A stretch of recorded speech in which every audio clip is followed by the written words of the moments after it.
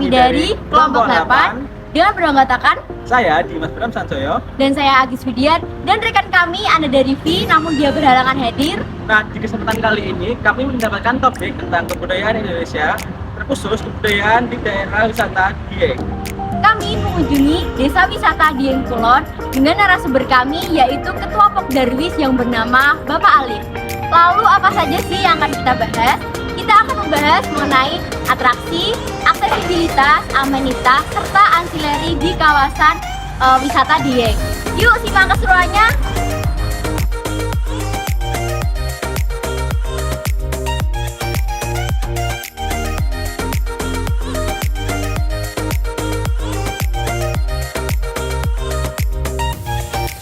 Baik, selamat siang Pak. Perkenalkan, nama saya Dimas Bram Sanjoyo. Saya mahasiswa dari Bisnis Perjalanan Wisata Universitas Gadjah Mada. Di sini kami mendapatkan tugas dari kampus dari mata kuliah Kebudayaan Indonesia.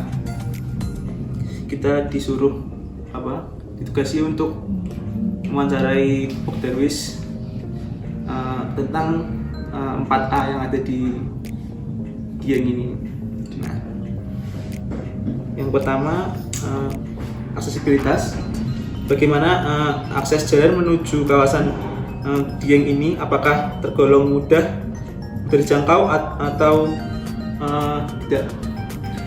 Jadi terkait aksesibilitas ke Dieng di sini ya. Jadi memang dengan namanya Dieng yang berarti tempat tinggi, tempatnya dewa, ini mungkin sudah harus kami terima bahwa dia berada di dataran tinggi 2083 di atas permukaan laut. Tentu tidak mudah untuk menuju ke Dieng, tetapi kita bersyukur bahwa perjalanan ke Dieng ini dari kota-kota terdekat bisa dikatakan tergolong sudah standar lah ya.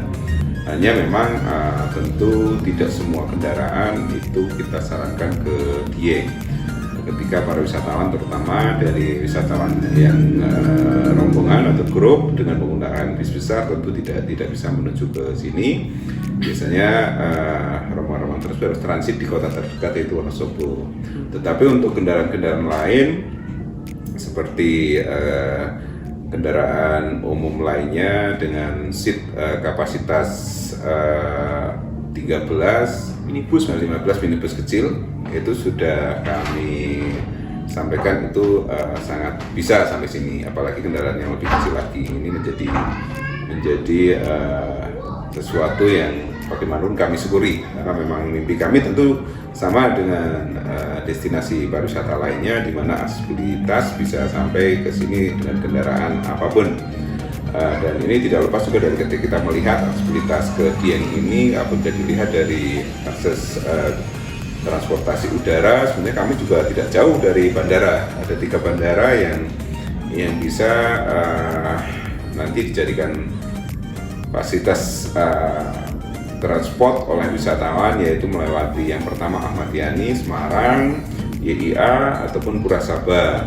Jadi biasanya kami juga punya penawaran paket ya, di mana memang kalau Pokdarwis ini membuat paket wisatanya adalah meeting point bandara, ada 3 bandara. Memang hal itu untuk mempermudah bahwa wisatawan yang dari luar, terutama dari luar pulau, termasuk luar negeri, itu bisa kita fasilitasi. Terkait stasiun kereta, kita juga didukung, sebetulnya ada 4 stasiun kereta yang kita tawarkan apabila mereka mau menuju ke Dieng. Hanya itu juga harus dengan paket, karena memang tidak ada kendaraan dari tadi bandara maupun stasiun yang langsung ke sini. Kalau mereka backpacker, biasanya mereka harus pindah-pindah kendaraan kecil ataupun harus nanti rental dari sana. 4 stasiun kereta itu adalah dari stasiun Pekalongan, di mana Pekalongan sini sekitar 2 jam apabila menggunakan kendaraan kecil, di mana lewat jalur alternatif. Apabila melewati jalur umum bisa sampai sekitar 3 jaman dari stasiun Pekalongan ya. Dan sama dari stasiun Semarang, kereta api Semarang juga kalau pakai kendaraan kecil biasanya dengan kendaraan seperti Innova, Avanza dan lain-lain, biasanya kita bisa pakai jalur alternatif yang sekitar 2,5 jam sampai 3 jam, tetapi apabila melalui jalur utama itu bisa sampai 4-5 jaman. Dan yang selanjutnya adalah stasiun Purwokerto, di mana stasiun Purwokerto ini juga sekitar 3 jaman sama dengan bandara tadi Apura Sabar 3 jam. Dan yang terakhir adalah Jogja atau Kutoarjo itu sama sekitar 3 jaman. Jadi memang bagi kami sudah bersyukur lah ya, bahwa mungkin dibanding di luar Jawa ataupun di daya tarik yang di pulau-pulau, kami sudah menyampaikan bahwa dia bisa diakses melalui beberapa jalur. Tetapi ketika wisatawan itu family dan langsung ke sini, sebaiknya juga menanyakan, karena ada beberapa jalur alternatif yang tidak representatif, bahkan tergolong sangat berbahaya apabila dilalui bukan orang yang ahli dalam menyupir ataupun kalau mereka baru pertama kali, itu seperti itu.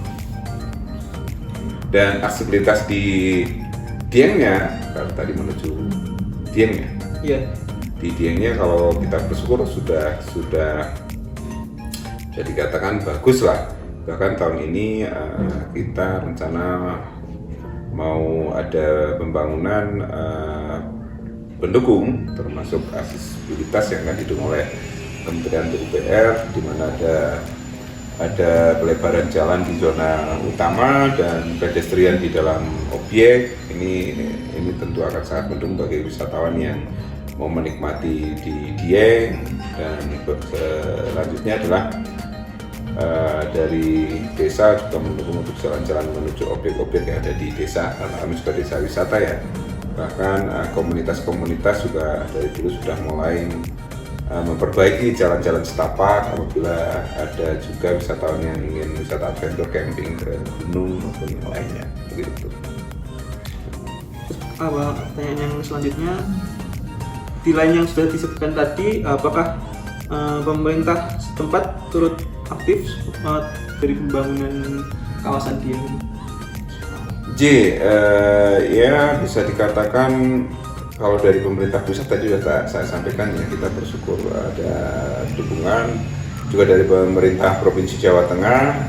Jadi untuk jalan ke Dieng sudah cukup luasa, terutama di jalan provinsi ya. Kalau di jalan kabupaten juga masih standar sih,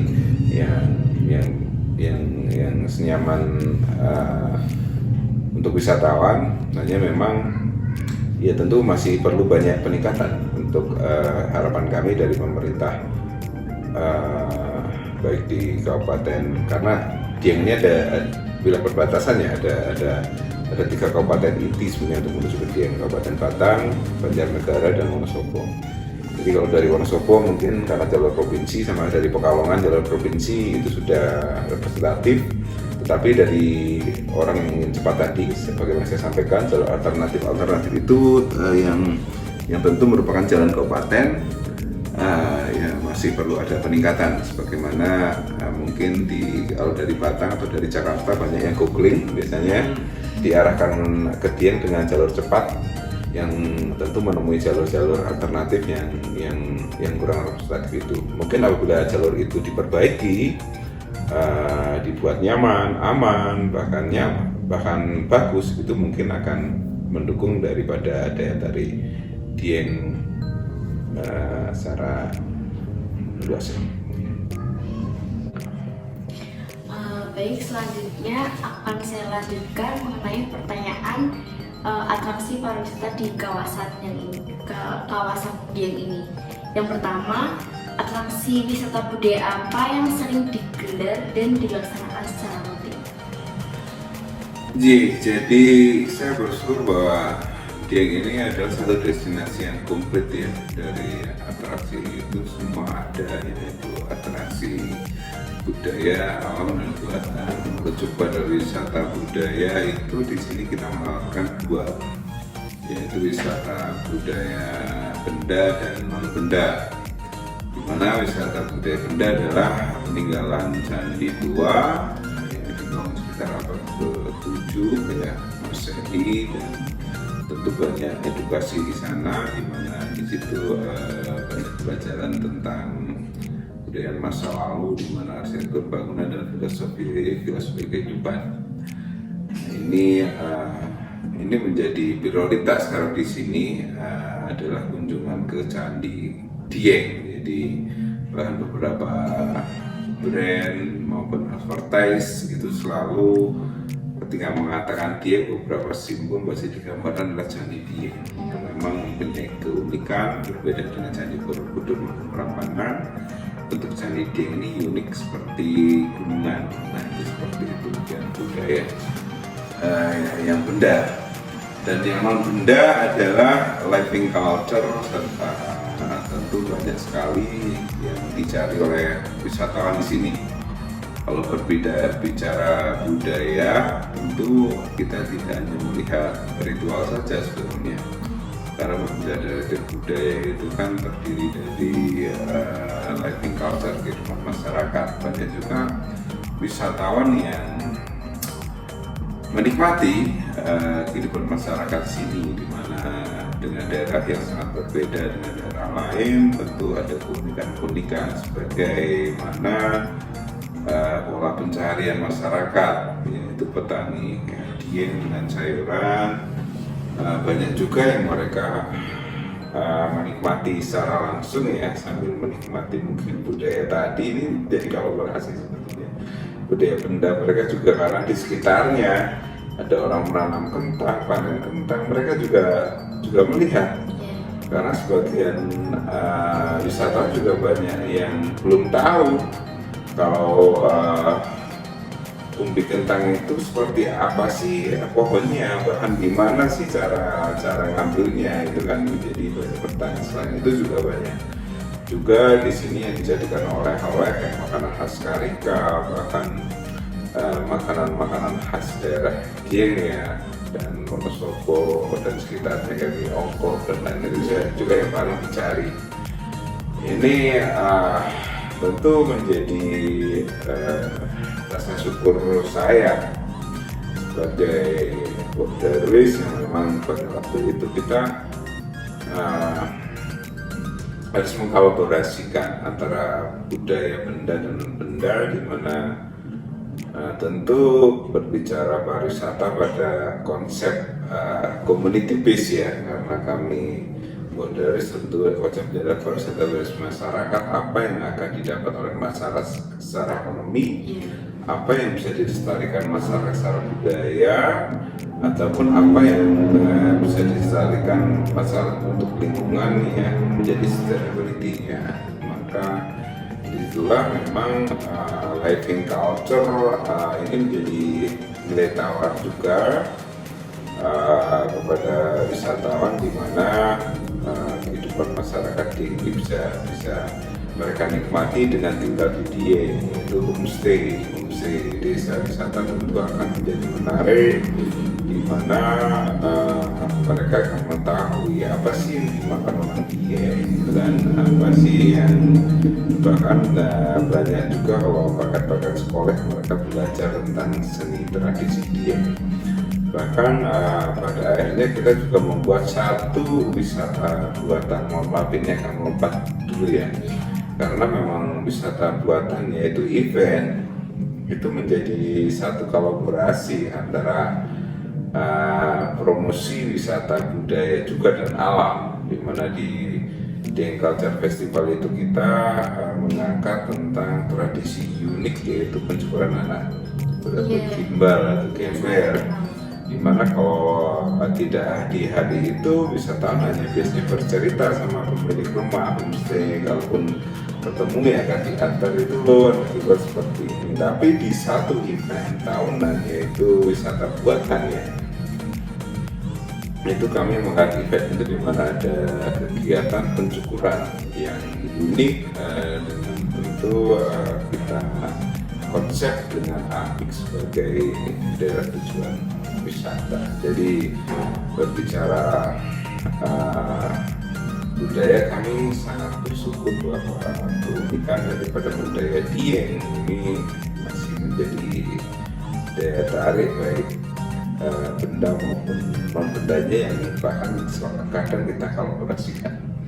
Di situ ada tarian, sendera tari, ada makanan, ada candi, ya ini mungkin jarang dipunyai oleh daerah lain. Iya. Seperti itu. Berbicara mengenai The Culture Festival, itu kira-kira seberapa banyak pengunjung yang datang ke sini dan seberapa besar dampak bagi masyarakat? Jadi kita bersyukur ya, di Culture Festival yang saya inisiasi bersama teman-teman itu sekarang sudah sangat populer. Jadi kalau kunjungan mungkin perkiraan, karena tidak semua kita jadikan paket ya. Kita hanya membuat paket sekitar 5.000-6.000. Tetapi juga banyak wisatawan yang datang dengan mereka backpacker, mereka bisa menyewa tenda camping, ataupun mereka tidak harus tinggal di Diengnya, ada di desa-desa samping. Itu pada malam puncak, gelaran yang selama 3 hari itu, malam puncak kalau dari data Telkomsel saja itu 100 lebih pengunjung. 100 lebih pengunjung. Kalau dilihat dari pemakai nomor Telkomsel itu, kalau kita kurangi katakanlah 10% penduduk lokal ya, pengguna kapasitas 90.000 belum yang memakai non Telkomsel, berarti sekitar 100.000 lebih itu di malam puncak. Kalau dihitung selama 3 hari mungkin bisa sampai sekitar 160-an lah. Nah, pada waktu itu sebenarnya pernah kita survei bersama dengan isi Yogyakarta, karena dulu ada mohon maaf langsung saja ada orang Puspat ya yang juga ngajar di isi Yogyakarta, beberapa mahasiswa yang membantu saya dalam proyek pengembangan pariwisata, di mana memang kita juga membuat jejaring data heliknya, salah satunya akademisi membantu kami. Perputaran ekonomi di Dieng itu berapa sih, berapa banyak sih yang dikeluarkan oleh wisatawan. Jadi dalam Dieng Culture Festival bahkan itu diacak dengan 650 kuesioner, tiba-tiba muncul 415 ribuan uang dikeluarkan oleh wisatawan di Dieng. Jadi sekarang sudah dikalikan aja.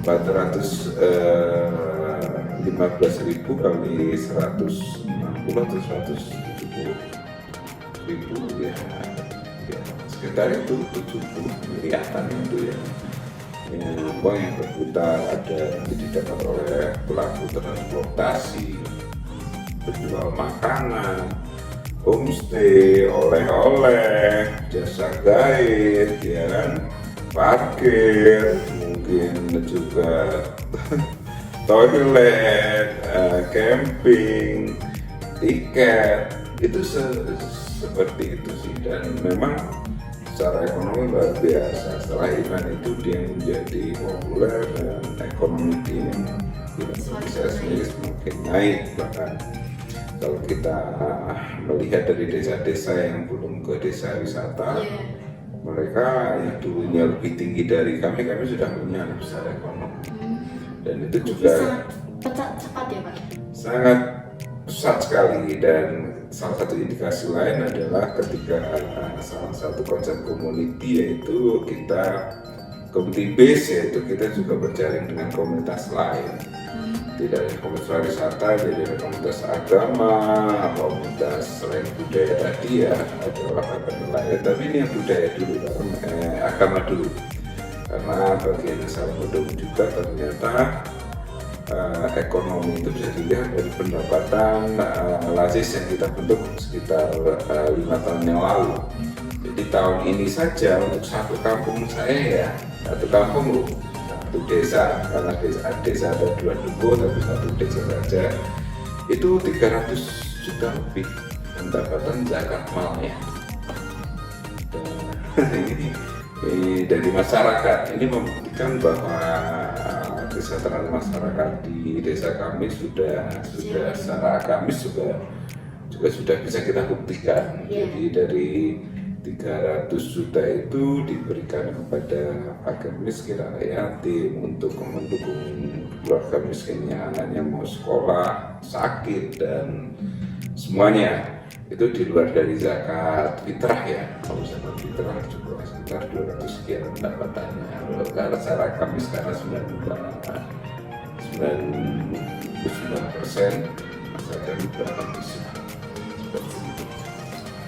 Kalau tadi sudah dibahas tentang atraksi budaya, lalu untuk atraksi alamnya yang paling diminati di sini ada apa aja, Pak?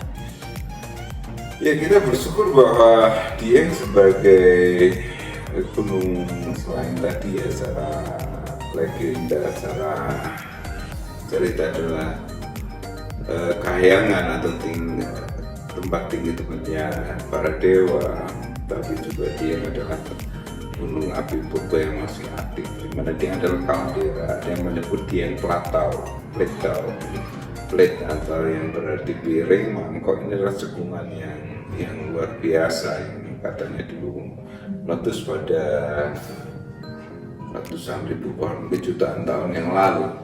Dan ini buat banyak atraksi di sini, ada kawah, ada telaga, dan ada gunungan yang berlayar-layar. Dan ini menjadi salah satu yang sempat saya tanyakan juga pada wisatawan asing, apa yang membuat menarik Anda datang ke Dieng dibanding daerah lain. Waktu itu saya sempat komunikasi dengan wisatawan Belanda, bahkan Belanda Biro. Dieng ini unik. Salah satunya adalah mereka bisa melihat atraksi vulkano atau kawah, di mana kawah ini jarang ditemui di daerah lain. Bahkan kalau di Eropa, di daerahnya itu tidak bisa melihat lebih dekat. Yang selanjutnya adalah bukit yang berlayar-layar, serta ada beberapa juga yang menarik, ada telaga, warna, bahkan cuaca dingin ini yang awalnya bagi kami apakah ini membuat tidak nyaman bagi wisatawan. Di saat bulan tertentu daya tarik alam dengan dinginnya itu justru dikejar. Jadi bulan Juli itu banyak sekarang wisatawan yang pengen melihat embun upas atau salju. Jadi luar biasanya itu. Selain memang untuk anak-anak muda juga wisata alam adventure itu ya, yang camping di gunung juga luar biasa. Jadi memang kalau saya katakan alam dan budaya ini kolaborasi yang saling memenuhi dia. Jadi seperti itu.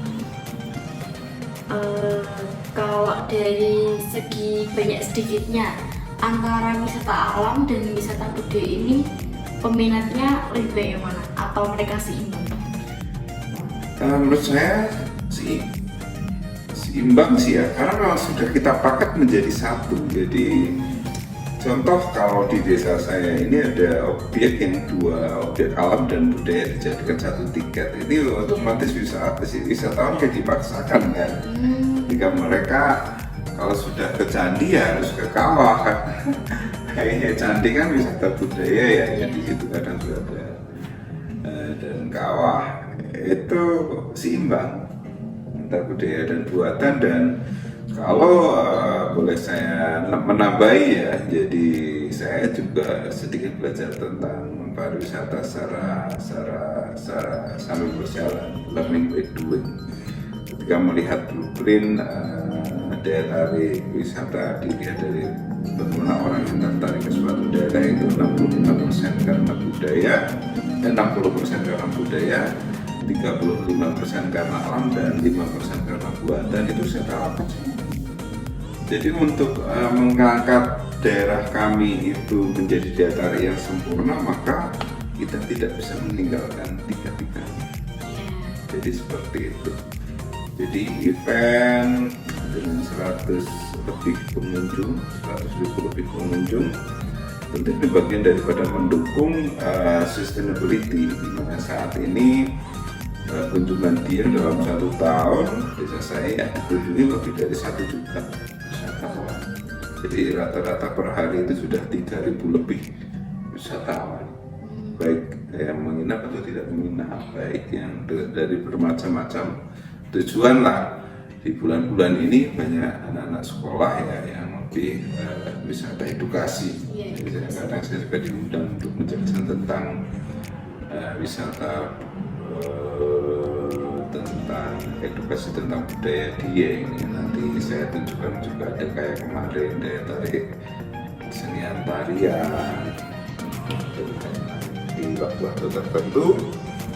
Mungkin juga kita lebih menawarkan pada wisata family, catering, ataupun aktivitas. Cukup tentang atraksi. Lalu selanjutnya beralih mengenai amenitas di kawasan sekitar. Apakah di sini banyak amenitas? Apakah homestay atau hotel? Lalu ATM di sekitar atau SPBU seperti itu? Mungkin bisa dijelaskan. Iya, alhamdulillah setiap tahun meningkat secara amenitas, dan memang dalam konsep kultubis yang saya kembangkan, Kodars ini lebih fokus pada pengembangan amenitasnya, di mana komunitas ini menjadi nilai tawar saya dalam saya memfasilitasi masyarakat untuk menjadi bagian dari pariwisata, di mana ekonomi akan didapatkan. Kalau berkata akomodasi, maka kita bersyukur bahwa konsep yang saya lakukan adalah pembangunan homestay. Jadi di desa saya ini adalah desa yang menginisiasi pembangunan homestay di Dieng, mungkin bahkan Jawa Tengah dan Indonesia. Karena di Dieng ini ya, sekarang di desa saya saja itu sudah hampir 400 homestay sekarang. Berarti semua warga itu memiliki, semua warga menyewakan rumahnya untuk dijadikan homestay. Yang sudah menjadi homestay itu mungkin bisa dikatakan sudah 75% ya. Tetapi di event Dieng Culture Festival yang belum pun akhirnya jadi homestay karena kasihan, dan mereka juga mendapatkan feedback juga ya. Jadi ini sudah kami rasakan, jadi ada perubahan pola kehidupan juga. Artinya dari dulu ketika saya menginisiasi semua adalah petani, ketika menuju menjadi pelaku wisata, maka banyak petani yang awalnya mungkin hanya sampingan, tetapi lama-lama ada juga yang kebalik, pariwisata tetapi kalau masih punya kebun ya udah dia menjadi pelaku wisata tapi masih sampingan pertanian. Bahkan juga ada yang meninggalkan pertanian dan berganti pariwisata. Ini ada 4 kalau kemarin juga ada yang tanya saya. Dan itu yang akomodasi ya. Untuk ATM juga kita bersyukur yang awalnya dulu hanya ada BRI, belum ada ATM, akhirnya sudah ada BRI, didukung lagi sekarang ada BNI, perbankan sekarang banyak yang dikembangkan di sini. Ada juga dari Bank Jateng, ada juga dari BCA melalui ini sudah komplit ATM. Dan terkait POM untuk menjadikan amenitas kebutuhan wisatawan, ada satu POM yang ada di desa saya, tapi juga didukung oleh POM yang ada di dekat sini sekitar 12 kilo sudah ada POM lah.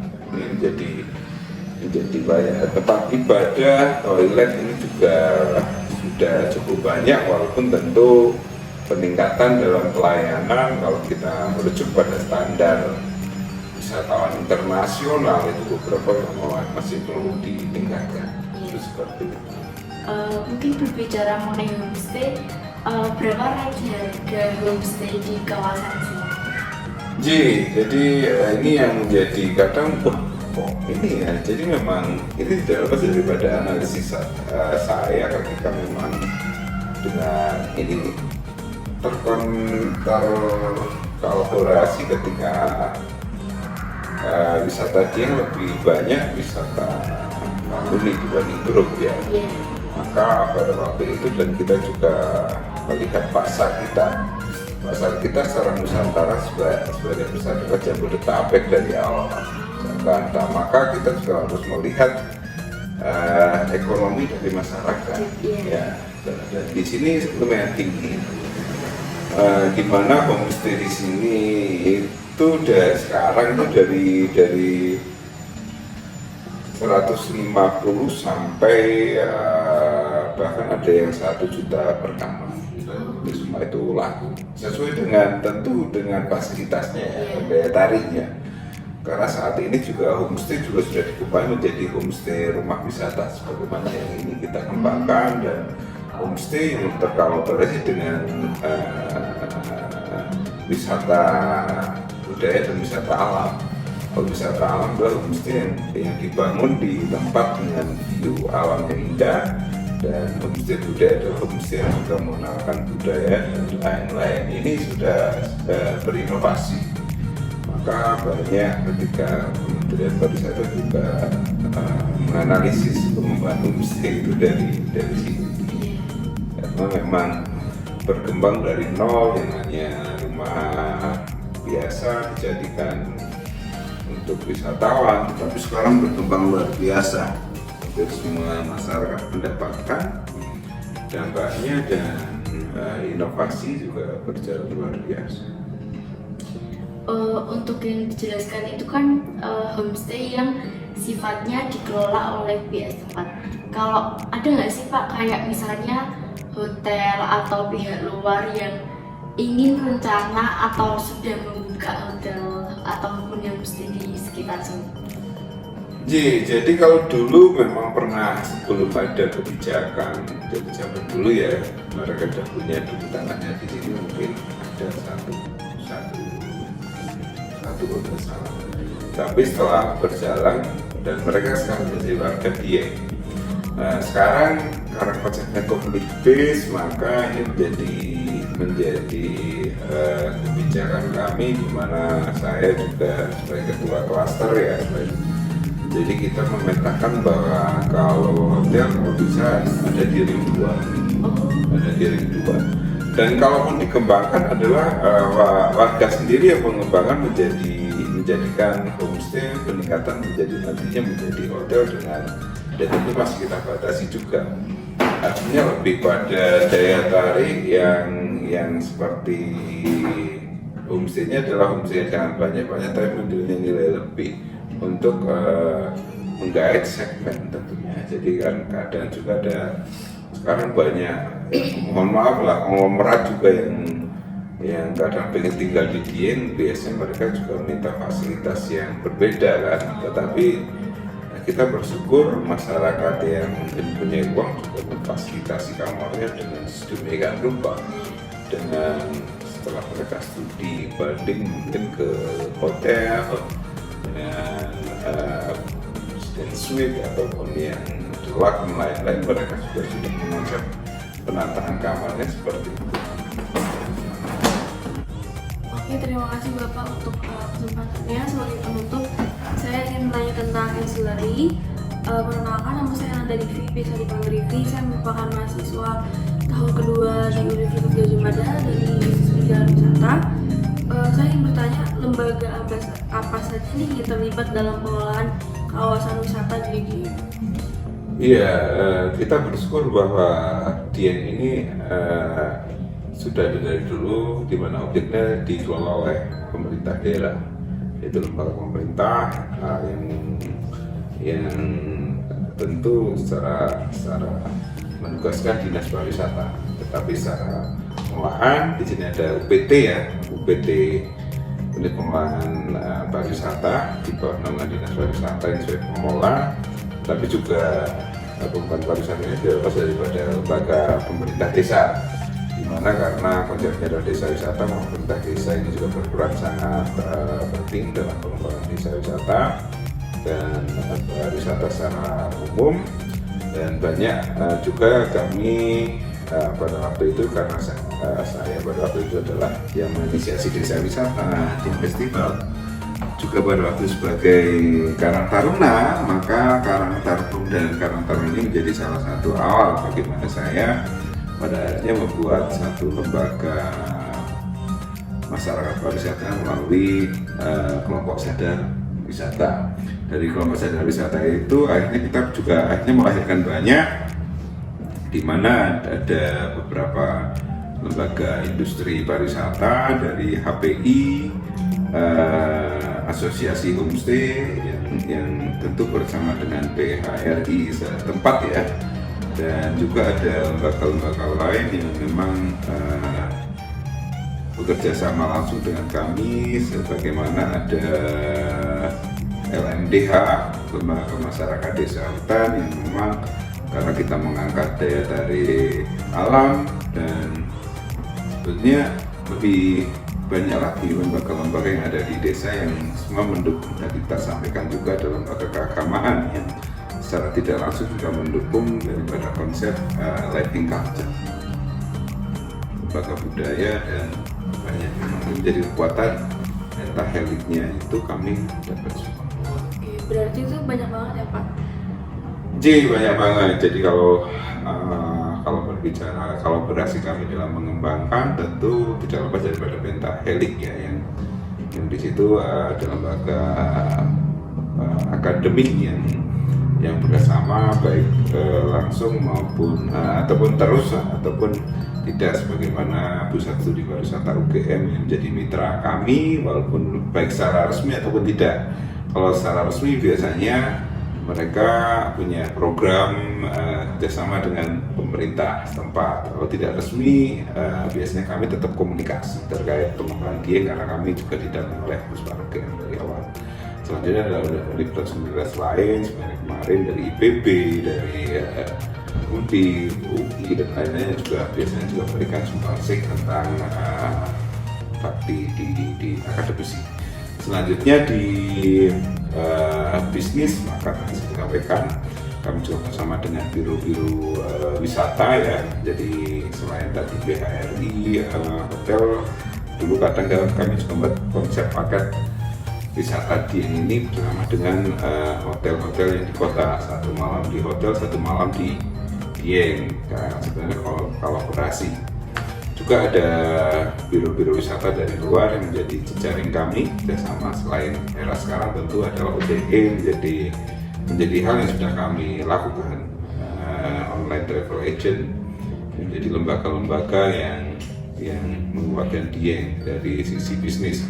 Dari sisi government tentu tadi ada pemerintah melalui Dinas Pariwisata, Dinas Perindustrian Perdagangan dan Koperasi melalui pembinaan MKR, Dinas Pertanian, pendampingan pertanian, dan dinas-dinas terkait lainnya yang karena dia sesuai dengan sumber dayanya memang luar biasa, dan lain-lain.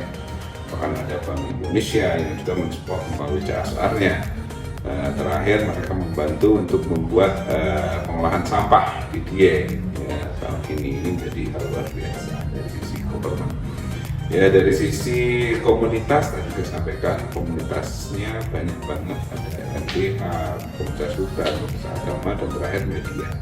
Dan media ini menjadi mitra kami juga, ada media lokal dan media regional yang selalu kami kontak apabila ada hal yang perlu harus kami sampaikan. Ketika event, media itu menjadi salah satu mitra kami untuk mempromosikan, memberikan informasi tentang dia.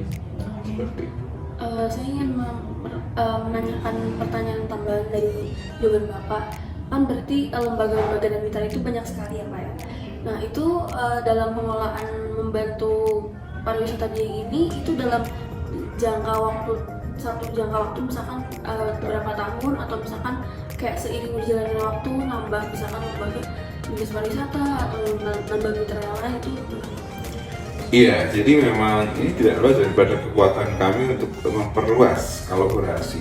Jadi awalnya seperti kalau berbicara akademisi ya, awal cuma UGM, UGM. Tapi sekarang kita juga berasa banyak dengan IPB, dengan terkait karena pemerintah sudah punya mitra ya. Jadi kayak Kementerian Tenaga Kerja kemarin banyak kerjasama dengan IPB dalam meningkatkan lapangan kerja bidang pariwisata. Maka kami juga kerjasama juga dengan IPB ataupun dengan unsur misalnya ketika ada. Tapi isi misalnya ketika kami punya event itu selalu kita tingkatkan. Jadi kita terbuka dengan akademisi apapun, bahkan yang dekat yang di daerah ya, kayak musik misalnya, setiap event mereka juga mendukung. Ini hal yang sangat kami apresiasi. Begitupun dengan biro. Jadi biro yang awalnya cuma satu, sekarang berbiro Hampir semua bulan kita terbuka karena tidak mungkin kita bisa menjual Dieng kalau kita jual sendiri. Bahkan sekarang era OTE misalnya dan beragent, nah, kita juga harus ada itu ya. Selain komunitas yang awalnya hanya di internal desa, ya kita juga harus ada komunitas lain, desa wisata lain yang tidak penuh, maka kita kenalkan juga potensi desa lain dan ini menambah nilai. Selanjutnya government tentu awalnya kami hanya kenal di tingkat daerah, provinsi, dan sekarang sampai pusat. Ini menjadi mitra kami ketika ada kegiatan, mereka semua tentu mendukung karena terkait kemanfaatan dari Dieng juga mendukung dari tujuan secara makronya juga. Media yang awalnya mungkin hanya beberapa media selalu kita bertambah. Ada yang kerjasamanya sampai 3 tahun bisa dilanjutkan, ada yang juga mungkin sudah kontak adik itu seperti itu. Mungkin itu aja pertanyaan dari saya. Sebagai penutup, terima kasih Bapak untuk waktunya, sudah meluangkan waktu untuk kami mahasiswa pariwisata UGM. Mungkin itu aja. Ya, sama-sama. Nah, apakah teman-teman juga tertarik berkunjung ke kawasan wisata Dieng? Kami mengucapkan banyak terima kasih kepada pihak yang telah terlibat, terkhusus Ketua Pokdarwis Dieng Kulon, Bapak Alif, sebagai narasumber kami dalam kegiatan observasi ini. Sampai jumpa di kesempatan selanjutnya.